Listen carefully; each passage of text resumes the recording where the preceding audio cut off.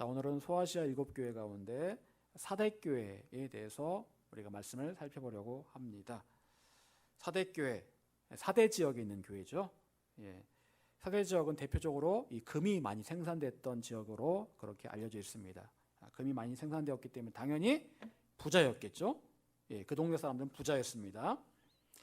그런데 이 사대 지역에서는 또 우상 숭배가 또 성행을 했는데 키벨레 여신이라는 그 여신을 섬기는 그런 일들이 빈번했다고 그렇게 알려져 있습니다. 여러분, 사대교회를 향한 하나님의 평가는 어땠을까요? 우리 1절 같이 읽어보겠습니다. 자, 시작. 사대교회 사자에게 편지하라. 하나님의 7명과 7뼈를 가지신 이가 이르시되 내가 내 행위를 아노니 내가 살았다 하는 이름은 가졌으나 죽은 자로다. 아멘. 하나님께서 사대교회를 향해서 평가하시기를 이렇게 말씀하십니다. 내가 네 행위를 아노니 네가 살았다 하는 이름은 가졌으나 죽은 자로다. 자, 살았다 하는 이름은 가졌다. 그런데 너는 죽었다. 이렇게 말씀하십니다. 여러분, 이 말이 무슨 말입니까? 살았다 하는 이름은 가졌다라는 말은 무슨 말일까요?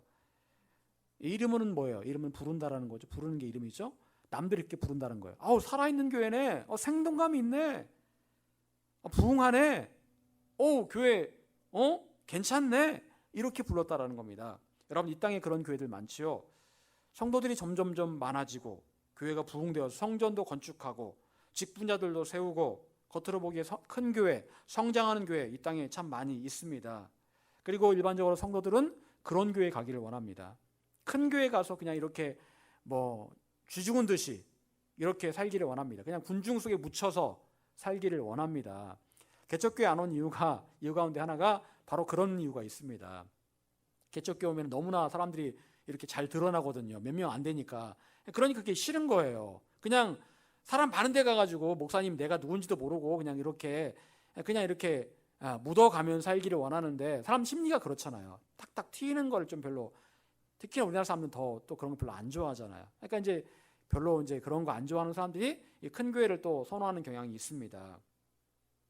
그런 교회 가면 뭔가 잘 될 것 같고, 또 그런 교회 가서 사업을 하면 또 이렇게 이제 나름 어떤 교회의 어떤 인맥 같은 게 있잖아요. 그러니까 또 사업도 잘 될 것 같고, 이제 그러니까 그런 여러저런 이유로 그런 교회들을 갑니다.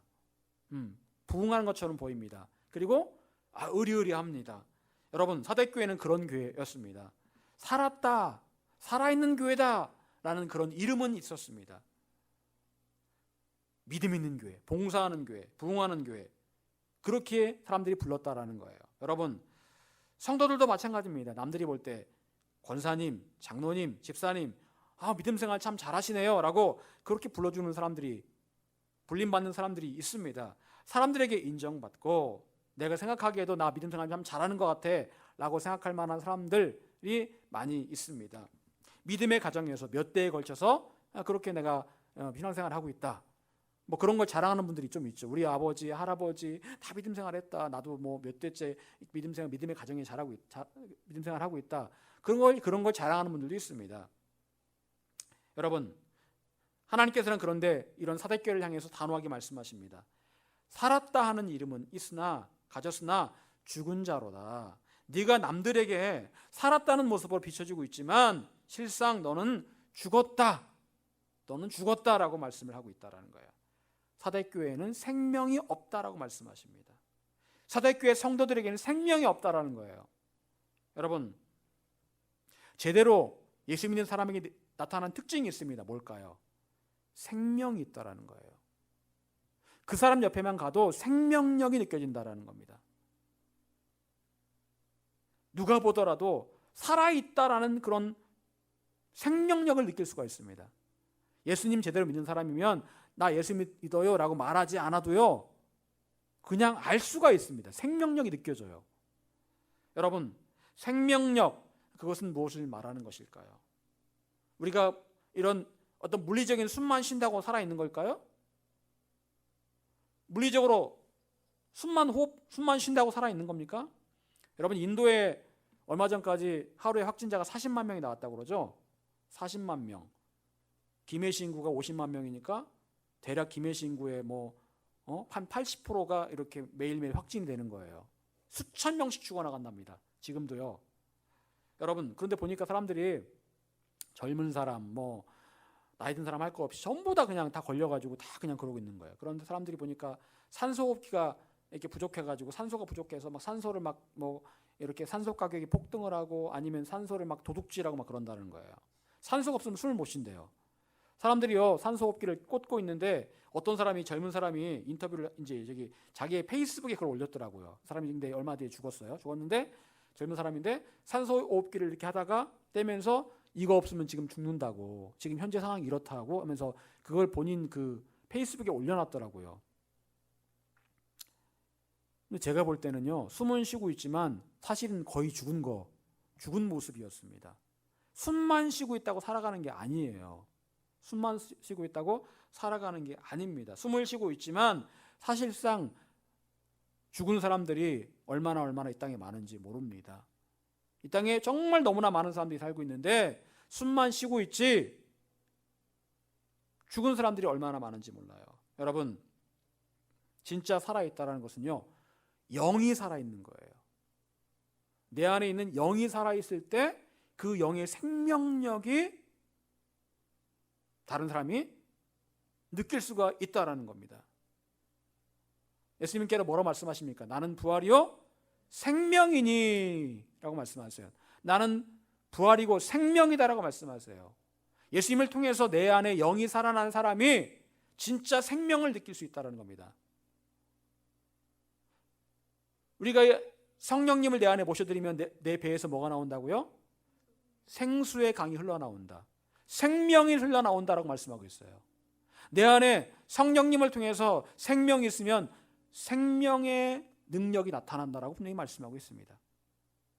여러분, 그런데 많은 사람들이 예수 믿는다고 하고 있지만 생명의 능력이 나타나는 것이 아니라 죽음의 냄새가 나타나고 있다는 겁니다. 영적으로 죽은 성도들의 입에서는요 죽음의 말들이 나옵니다. 감사와 기쁨의 말들이 나오는 게 아니고 부정적이고 불평과 원망의 말들이 나옵니다. 죽음의 말들이 나와요. 그 영이 죽었으니 죽은 것에서 감사와 기쁨이 나올 수가 없는 거예요. 아무리 억지로 감사하려고 해도 금방 다시 그 안에서 그 입에서 죽음의 말들이 나오게 됩니다. 죽음의 말들이 나오게 되면 그 말들을 듣는 사람들은 또 상처를 받고 또 죽어요. 독설이 나오기 때문에 그 말 들으면 또 죽습니다. 여러분, 요즘 사람들이 연예인들이 왜 자살을 합니까? 악플, 죽음의 말을 듣기 때문에 자살하는 거 아니겠습니까? 누가 가서 연예인 죽이는 거 아니잖아요. 근데 그 죽음의 말을 들으니까 죽음을 가진 사람이 죽음의 말을 하니까 그 말을 듣는 사람들이 죽는 거예요. 이런 일들이 벌어지고 있습니다. 여러분, 우리는 어떻습니까? 우리 안에 생명이 있습니까? 내 안에 생명이 있다면 생명의 말들이 나올 겁니다. 하지만 내 안에 생명이 없다면 죽음의 말들이 나올 거예요. 그리고 나의 죽음의 말들을 듣는 사람들은 또 죽어가는 거예요. 여러분, 그런데 사대교회와 그 교회 성도들의 모습이 이러했다라는 겁니다. 겉만 그럴듯하고 믿음 생활 잘하는 것처럼 보였지만 그들은 진짜 성도가 아니었다라는 거예요. 진짜 성도는 어떤 사람들일까요? 성도는 말하자면 거룩한 무리입니다. 하나님께 구별된 거룩한 사람들이 바로 성도예요. 그런데 이 땅의 많은 성도들 가운데 겉만 번지르한 사람들이 얼마나 많습니까? 일요일이면 교회 나가는 것으로 만족해하고 자신의 종교란에 기독교라고 적는 것으로 만족해하는 사람들이 얼마나 많은지 몰라요. 여러분, 하나님께서 사대교회를 향해서 지금 우리를 향해서 오늘 본문을 통해 말씀하시는 이유가 무엇입니까? 왜 이런 말씀하고 계시는 거예요? 사랑하시기 때문에 그런 말씀하시는 거예요. 아직도 사랑하시기 때문에 이런 말씀을 하시는 거예요. 사랑하시기 때문에 책망의 말씀도 하시는 겁니다. 사랑하지 않으면 무관심하다고 했죠. 그래서 6절에 이렇게 말씀하십니다. 귀 있는 자는 성령이 교회들에게 하시는 말씀을 들을지어다. 너희들에게 귀가 있다면, 들을 귀가 있다면 성령님께서 교회들에게 하시는 말씀을 들어라. 귀가 있다면 들어라. 누구든지 영적 귀가 있다면 성령께서 우리에게 하시는 말씀을 들을 수 있어야 되는 것입니다. 여러분, 소아시아 7교회를 향한 하나님의 말씀들은 솔직히 말하면 성도들이 듣고 싶은 말씀들은 아닙니다. 회개하라, 돌아서라, 핍박과 환난을 견뎌라 라는 말씀들이에요. 대부분이 다 그랬습니다. 저도 소아시아 7교회 설교를 준비하면서 하나같이 다 이렇게 이렇게 회개해라, 촛대를 옮겨버린다, 이렇게 말씀하시는 것들만 이렇게 나오니까 좀 전하기가 좀 부담스럽습니다. 계속 이런 말씀만 나오니까. 그런데요, 여러분, 이렇게 말씀하신 이유는 그만큼 이 땅에 수많은 교회들이 타락했기 때문에 그런 거예요. 그리고 하나님께서 사랑하시기 때문에 그런 겁니다. 그렇게 말씀하시는 거예요. 여러분, 많은 성도들이 교회 나가는 이유 가운데 하나가 복받고 잘되기 위해서 교회를 나간다고 합니다. 그래서 옛날 기도원이나 교회들 보면 그런 게 되게 많았어요. 축복 대성회, 응답 성회, 치유 성회, 그런 거 되게 많았습니다. 물론 하나님 잘 믿으면, 예수님 잘 믿으면 축복 받습니다. 응답 받아요. 그런데 그게 전부는 아니거든요. 그런데요, 거기에 빠져 있다라는 거예요. 어제 제가 미국의 저명한 신학자인 고든 맥도날드 목사님의 그 글을 잠깐 읽었습니다. 얘 유명한 분이거든요. 그분이 그러시더라고요. 한국 교회는 본질을 잃어버렸대요. 이분이 보시기에 제3자 입장에서 볼 때 한국 교회가 본질을 잃어버렸대요. 빠른 시간 내에 한국 교회가 성장했는데 빠른 시간 내에 한국 교회가 타락했답니다. 그렇게 말씀하시는 이유 가운데 하나가 교회가 본질을 잃어버리고 말씀을 잡지 않고 교회가 물질에 사로잡히고, 그분이 하는 얘기가 그런 얘기를 하는 거예요. 왜 교회가 큰 예배당을 수천억짜리 되는 그 교회 예배당을 지어야 되냐, 이런 말씀 하시더라고요. 왜 굳이 교회가 그렇게까지 해야 되는 거냐, 차라리 그 돈을 선교를 하는 데 쓰면 될 텐데 왜 그렇게 의리의리한 교회당을 짓는 거냐, 그거 하나만 보더라도 한국 교회가 타락했다, 이렇게 말씀하시더라고요. 여러분, 정말 문제가 아닐 수가 없습니다.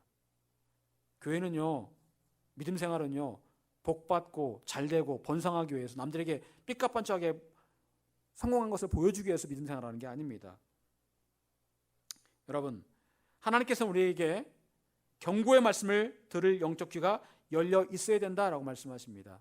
지금의 때는 바로 우리가 이 하나님의 경고의 말씀을 들어야 될 때입니다. 하나님께서 이렇게 살았다는 이름은 있으나 실상은 죽은 교회라고 말씀하셨던 사대교회, 그 사대교회가 어떻게 하면 살아날 수 있을까요? 어떻게 하면 다시 살아날 수 있을까요? 첫 번째, 영적 현실을 똑바로 보고 스스로 일깨우라고 말씀하십니다. 영적 현실을 똑바로 보고 스스로 일깨우라고 말씀하십니다. 오늘 본문 2절 초반부를 보면 이렇게 말씀하십니다. 너는 일깨어 그 남은 바 죽게 된 것을 굳건하게 하라. 너는 일깨어 그 남은 바 죽게 된 것을 굳건하게 하라. 하나님께서는 사대교회에 아직 남아있는 것들이 있다라고 말씀하십니다. 아직 남아있는 것들이 있다. 아직 희망이 있다. 그런데 그것들은 지금 죽어가고 있다. 죽어가고 있는 그것들을 다시 일깨워라. 다시 일으켜 세워라 라고 말씀하십니다. 여러분, 그동안 사대교회의 실상은 어떤 모습이었습니까? 잠들어 있었습니다. 잠들어 있었기 때문에 죽어가는 줄도 모르고 다 잘 되는 것처럼 생각하며 살았습니다. 저번에 제가 있던 어떤 교회 관리 집사님하고 제가 통화를 카톡을 좀 하게 됐어요. 근데 그렇게 얘기를 하더라고요. 어떻게 교회가 잘 됩니까? 제가 물어봤더니 성도가 원래 250명 되는 교회였는데 성도가 100명밖에 안 나온대요. 근데 목사님 신기해요. 뭐가요? 했더니 성도는 150명이 줄었는데 헌금은 하나도 안 줄었어요. 이게 좋은 건지 어떤 건지 모르겠어요. 약간 좀 씁쓸하네요. 이렇게 얘기를 하더라고요. 그리고 문제는 성도는 줄었는데 150명이 줄었는데 헌금이 안 줄었기 때문에 그 교회 담임 목사님이 위기의식을 전혀 못 느낀대요. 그냥 헌금 안 줄었으니까 괜찮네 이렇게 생각한다는 겁니다. 그리고 하는 말이 카톡했던 그 집사님이 그러는 거예요. 목사님, 우리 교회요 청년들, 젊은 사람들이 하나도 없어요. 다 다른 교회로 갔어요. 다른 교회로 가는데 그 교회 권사님 아들도 다른 교회로 갔는데 권사님이 그러더라는 거예요. 얘야, 너라도 살아야지. 너라도 영이 살아야지. 그러니까 나는 어쩔 수 없이 여기 이 교회에 있어야 되는데 너라도 살아야 되니까 너는 가. 너는 나가라. 이렇게 얘기를 하시더라는 거예요. 그 권사님은 연세가 많기 때문에 그 교회에서 그냥 어디 딴 데 갈 데 없으니 그냥 계속 쭉 있어야 되겠지만 너는 젊으니까 다른 교회로 가. 이렇게 말씀하시더라는 거예요. 가장 문제는 목사님이 전혀 거기에 대해서 위기의식을 못 느낀다는 겁니다. 30, 40대가 하나도 없대요. 다 나가고 없대요. 그나마 있는 사람들은 어쩔 수 없이 어떤 특정한 이유로 남을 수밖에 없는 사람들밖에 없다라는 겁니다. 여러분, 사대교회는 잠들어 있었습니다. 뭐가 문제인지를 모르는 거예요. 그냥 좋은 게 좋은 거지. 남들이 볼 때 살아있네, 부흥하네, 잘 되네 라고 말하니까 잘 되는가 보다. 그 자체로 그냥 그런 말을 듣고 그냥 사대교회는 잠들어 있었다라는 겁니다. 평화롭게 보였고 그럴듯하게 보였고 종교적인 흉내는 내고 있었지만 구원을 보장받지 못한 사람처럼 살고 있었다라는 거예요. 여러분, 살아있다는 이름은 있었지만 실상은 죽은 교회, 사대교회는 화려한 겉모습은 있었을 것입니다. 왜? 금이 많은 지역이라고 했잖아요. 금이 많으니까 돈이 많겠죠. 헌금이 많겠죠. 어쩌면 교회당을 의리여리게 지었을지도 모르겠습니다. 그 교회 안에는 담임 목사님 비롯해서 부목사님이 여러 명 있었을지도 몰라요. 장로님, 권사님들이 수백 명 있었을 수도 있습니다. 하지만 그들 가운데 구원받을 사람들은 별로 없었다라는 거예요. 왜? 다 죽어 있었기 때문에. 여러분은 여러분 자신의 구원을 자신할 수 있습니까? 나는 구원받을 수 있다. 자신할 수 있습니까? 오늘 밤에라도 주님께서 오신다면 여러분 자신 있게 여러분의 구원을 확신할 수 있습니까? 믿음 생활했는데 나중에 주님 앞에 서려고 갔는데 내가 너를 모르겠다라고 말씀하신다면 얼마나 안타까운 일입니까? 저번에 어떤 교회 임직식이 있었는데 장로 장립을 하는데 그 장로 장립 받는 그분의 이제 부인 되는 집사님이 저를 좀 만나자고 하더라고요. 그래서 만나서 이야기를 하는데 이분이 한탄을 하시는 거예요. 어떤 한탄을 했는지 아십니까? 목사님, 아무래도 저희 남편은 장로감이 아닌 것 같아요. 아니 무슨 그런 얘기를 하세요 했더니 장로감이 아니에요. 근데 왜 교회에서 장로를 세우는지 모르겠어요. 그 부인이 그걸 자기 남편이 장로 되는 걸 적극 반대를 하더라고요. 왜 그렇게 생각하세요 했더니 목사님, 저희 남편은요 지금도요 술독에 빠져 살아요. 그리고요 교회 집사님들하고 수시로 술 모임을 가져요. 근데 이런 분이 어떻게 장로님이 될 수 있어요? 목사님, 이건 아닌 것 같아요. 그때 옆에 있던 딸도 목사님 진짜 그래요. 우리 아빠 장로감 아니에요. 근데 왜 교회에서 장로님을 세우려는지 모르겠어요. 이렇게 얘기를 하더라고요. 근데 알고 봤더니 이제 그 목사님이 새로 오셔서 이제 장로를 세우려고 하는데 이분이 헌금을 많이 하시거든요. 건축을 하다 보니 헌금을 많이 하세요. 헌금 많이 한다고 이분을 세우시는 거예요. 헌금 많이 한다고. 여러분, 근데 지금 많은 그 성도들 가운데 목사고 장로고 권사고 구원받지 못할 사람이 참 많을 것 같습니다. 지금의 교회들의 문제점은 직분을 세우는 일에 아무런 영적인 검증을 하지 않는다라는 거예요. 그저 교회 열심히 다니고 헌금 많이 하면 직분 주고 교회 일꾼으로 세웁니다. 하지만 그 결과는 어땠습니까? 한국교회가 이 모양 이 꼴이 되고 말았습니다. 싸움판이 되고 정치판이 되고 말았습니다. 어려움이 있을 때 기도하자라고 말하는 사람이 얼마나 될까요?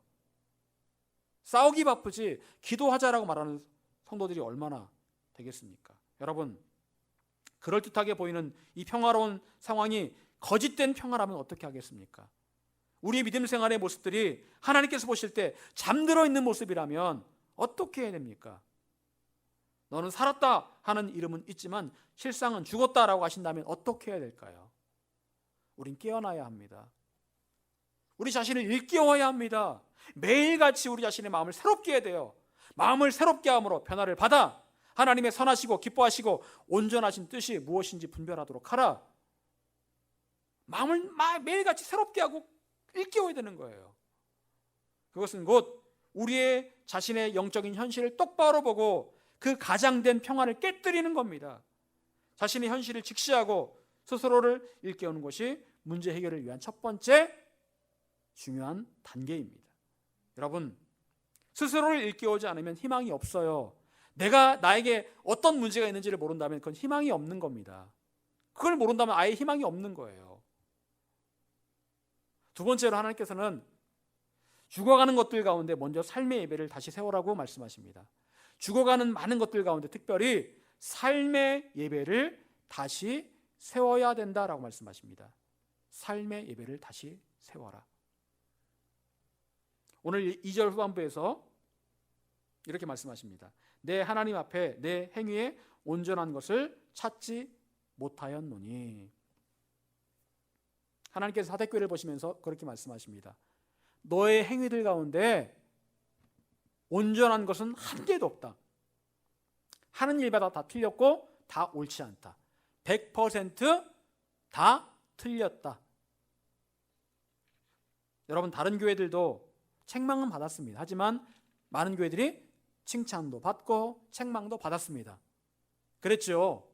책망도 받고 칭찬도 받았습니다. 그런데 사대교회는 칭찬할 만한 일이 있었을까요? 없었을까요? 단 한 개도 없었어요. 단 한 개도 없었습니다. 다 잘못되고 다 부끄러운 일이고 완전히 죽어있다라고 말씀하십니다. 그들에게 교회다운 모습은 하나도 없었습니다. 여러분, 사대교회에 온전한 것이 하나도 없었지만 그래도 가장 중요하게 세워야 될 것이 있다면 그것이 무엇이었을까요? 저는 그것은 바로 예배라고 생각을 합니다. 예배를 말씀하신다고 생각을 해요. 여러분, 예배가 무엇일까요? 하나님을 영원롭게 하는, 또한 하나님께 우리를 창조하신 목적이죠. 이사야서에서 하나님께서 우리를 창조하신 목적이 바로 찬송을 받으시기 위해서, 예배를 받으시기 위해서 우리를 창조하셨다라고 말씀하십니다. 하나님께서는 또한 예수님을 통해 말씀하시기를 영과 진리 예배제를 찾고 계신다라고 말씀하십니다.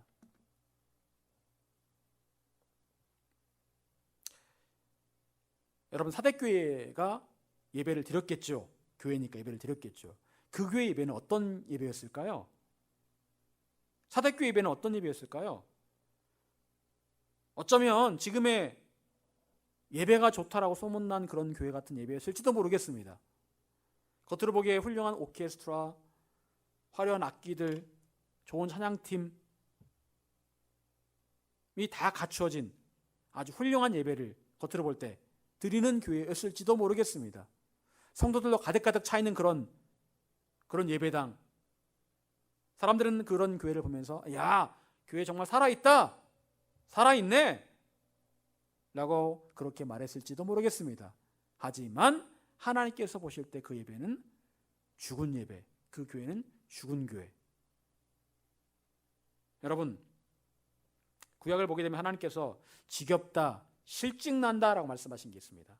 뭔지 아십니까? 아우, 지겹다, 실증나. 그건 바로 하나님께서 성도들에게, 하나님의 백성들에게 번제를 드리라고 말씀하실 때 그 번제에서 나오는 그 제물 태우는 그 냄새 있잖아요. 그거를 주님께서 원래는 향기롭다라고 말씀하시거든요. 그런데 주님께서 그걸 말씀하시기를 너희들 그 번제 거기서 나오는 냄새 지겹다, 실증나, 더 이상 그거 제사 드리지 마. 왜 그렇게 말씀하신 걸까요?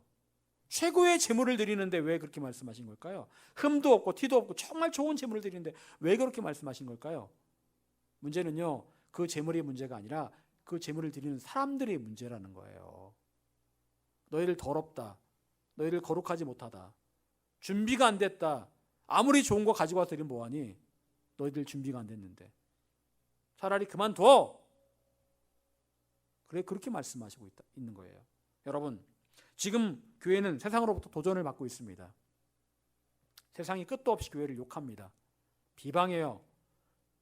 교회에서 조금이라도 코로나 환자 나오면 막 늑다리같이 달려들어가지고 교회를 욕합니다. 건수만 잡으면 교회 욕하기 바빠요. 여러분, 단순히 코로나로 인해서 교회가 이렇게 된 걸까요? 아니에요. 절대로 그렇지 않습니다. 원인은 여러 가지가 있겠지만 그중 가장 중요한 원인 가운데 하나는 바로 우리의 삶이 예배의 삶에서 멀어졌기 때문에 그래요. 예배의 삶에서 멀어졌습니다. 이 말이 무슨 말입니까? 여러분, 믿음 생활 잘하면은요, 진짜 잘하면 세상에서 욕먹을 일 없습니다. 믿음 생활 정말 잘하면 세상에서 욕먹을 일이 없어요.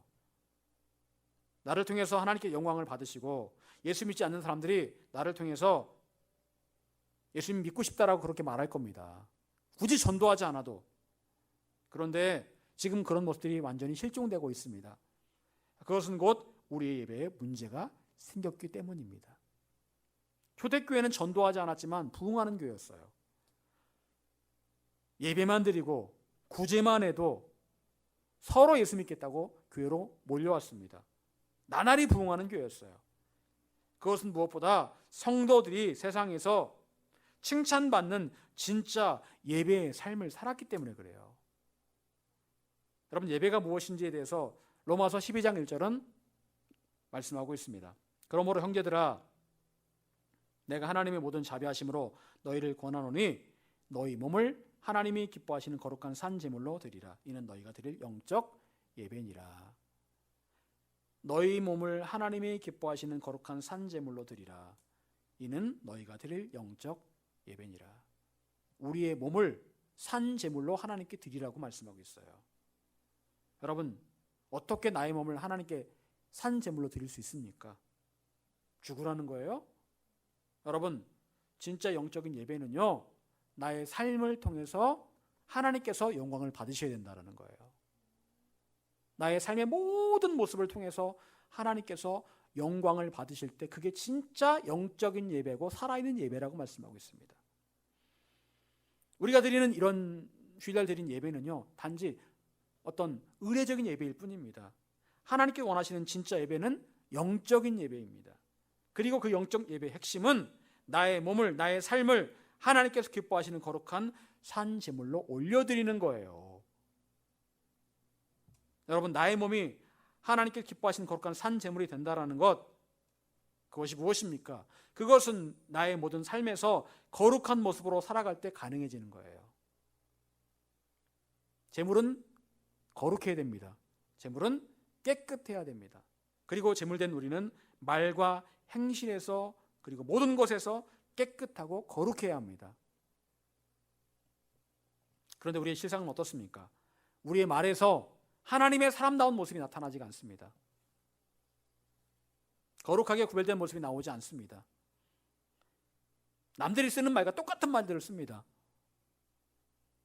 내가 예수님 믿는다고 말하지 않아도 남들이 딱 볼 때 혹시 교회 다니세요? 이런 말을 들어야 되는데 몇 년을 만났는데도 교회 다니는 분이셨어요. 나중에 나 교회 다닌다고 하면 교회 다니세요?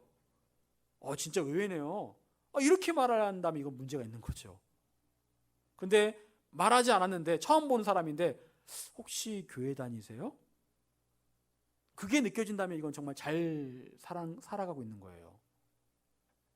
여러분 어떻습니까? 여러분 주위의 사람들이 여러분을 보면서 정말 예수 믿는 사람인 것 같은데 맞아요?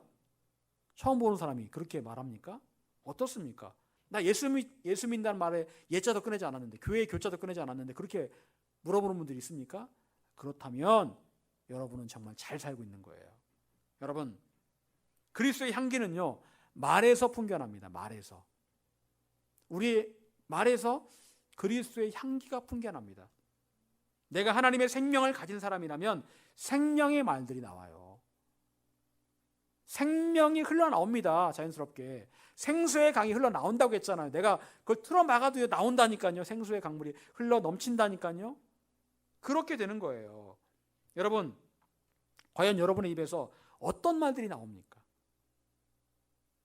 어느 누가 듣더라도 남들과는 다른 느낌을 받고 있습니까? 정말 생명이 느껴지십니까? 정말 남들이 여러분을 보면서 생명이 느껴집니다 라고 그렇게 말하고 있습니까? 그리고 나의 말들을 통해서 남들이 하나님을 만나고 있습니까? 그렇다고 한다면 나는 나의 몸을 거룩한 산제물로 하나님께 드리는 영적 예배의 삶을 살아가고 있는 거예요. 그리고 당연히 말에서 생명이 느껴진다면 그 사람의 행동은 당연히 따라갈 수밖에 없습니다. 말과 행동은 처음에는 틀릴 수도 있겠지만 결국에는 일치합니다. 결국에는 일치해요. 처음에는 사기꾼들이 말 막 그럴듯하게 하잖아요. 근데 사실 행동은 사기일치잖아요. 근데요, 그 사람의 삶을 자세히 들여다보면 결국 그렇게 사기치는 사람은 사기꾼 같은 말을 하고 사기꾼 같은 행동을 할 수밖에 없어요. 진실한 말을 하는 사람은 처음에는 몰라주죠. 이 사람이 진실한지 어떤지 몰라줘요. 그런데 결국 나중에는 다 알아봅니다. 아, 정말 이 사람 정말 진실한 사람이구나. 저는 그걸 믿거든요. 진실한 사람은 굳이 나를 포장하지 않아도 다 알아요. 나중에는요. 시간이 좀 오래 걸릴 뿐이죠. 여러분 삶을 통해서 하나님을 예배하고 있습니까? 여러분의 몸을 하나님께 거룩한 산 제물로 드리고 있습니까? 영적인 예배가 너무너무 중요합니다. 그 예배의 삶을 회복하는 게 너무너무 중요합니다. 오늘 본문 4절에서 하나님께서는 사대교회에 옷을 더럽히지 않은 몇 사람이 있다라고 말씀하십니다. 사대교회가 다 이렇게 죽어 있는데 몇 명이 옷을 더럽히지 않고 있다라고 말씀하십니다. 더럽히지 않고 있다. 다른 말로 말하면 거룩하게 살고 있는 사람이 몇 명 있다라고 말씀하세요. 그리고 그들은 흰 옷을 입고 주님과 함께 다닐 것이라고 말씀하십니다. 왜냐하면 그런 사람들이 하나님 나라에 합당한 사람들이기 때문에 그렇습니다. 여러분, 하나님께서는 옷을 더럽히지 않았다라고 말씀하세요. 즉, 그 사람들은 삶이 거룩한 사람들이라는 거예요. 겉으로 볼 때만 거룩한 척하는 사람들이 아니라 그들의 삶을 통해서 하나님께서 받으실 만한 진짜 산 제물된 삶을 살아가고 있었다라는 거예요. 하나님께서 그런 사람을 통해서 영광을 받고 계시고 또한 그런 사람들이 천국에 함께 하나님과 다니게 될 것입니다. 사랑하는 여러분, 겉은 번지르하게 살지만 실상 죽어 있어서 나중에 지옥에 갈 수밖에 없다라면 얼마나 불쌍한 삶이겠습니까? 하나님께서는 우리가 진짜 살아있는 믿음의 삶을 살아야 된다고 말씀하십니다. 여러분은 어떻습니까? 사랑하는 여러분, 바라기는 우리 모두가 겉모습만 아닌 진짜 살아있는 믿음, 하나님을 기쁘시게 하는 삶의 예배를 드리는 삶을 살아갈 수 있게 되시기를 간절히 축원합니다.